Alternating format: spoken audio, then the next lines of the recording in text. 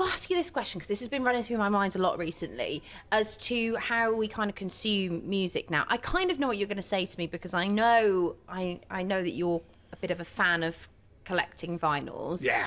And as somebody who used to release music, and I have more Michaela Wylde CDs knocking around my house than I care to mention, is the question really now of like, do people want those CDs anymore? Do people want CDs and vinyl and cassette tapes? Because they kind of, there's trends where they come back around, but are people actually going ahead and getting those? I would like to say that maybe not the CDs, because I was thinking about my music consumption, and I don't have a CD player like easily accessible in my house anymore. Yeah. If I want to listen to a CD, I go sit in the car.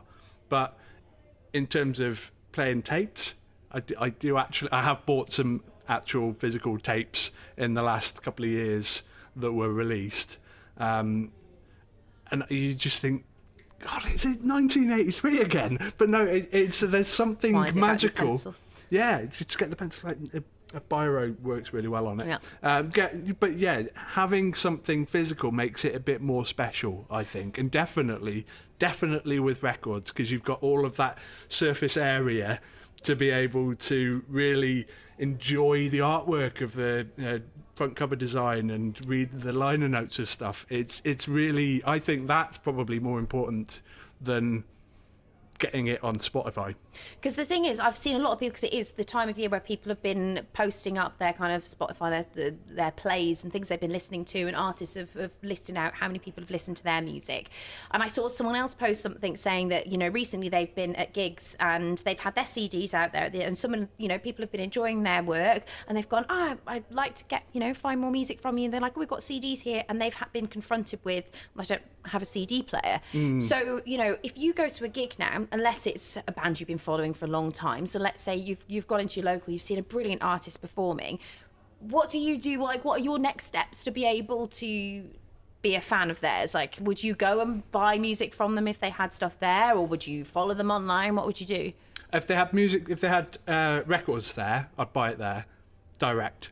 If they didn't, I'd probably buy a t-shirt if I really enjoyed it, because I think buying merch is something that's really important, because that's like a main income stream for artists.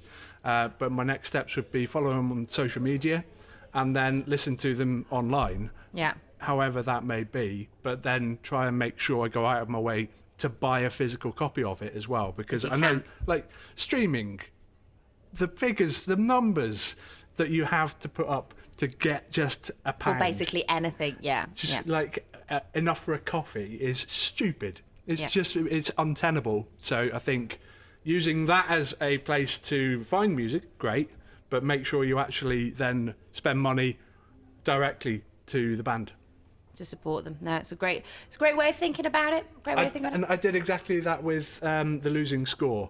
Band from Telford. Are they Telford or are they Shrewsbury? They're Shrewsbury. They are like really, really good. They released their debut album last year. Is it last year? Yeah. And they released it on vinyl, and I knew I had to have it. It's like, I need it. There's two different varieties. I remember you were torn, weren't you? Because you didn't know which kind of vinyl to get. Yeah. So I tossed the coin for it, and I'm really happy. And I'm so happy that I've got something that is a proper 12-inch vinyl from a band who live around the corner. That is like utterly brilliant, and I wish that it was cheaper for all bands to do that. Yeah, absolutely. You're listening to the Salopian Mixtape. We are here at Albert Shedder's Southwater, recording this and sharing amazing music. We've been chatting a lot about music, and if you are creating the stuff, head to the salopianmixtape.com to share it with us.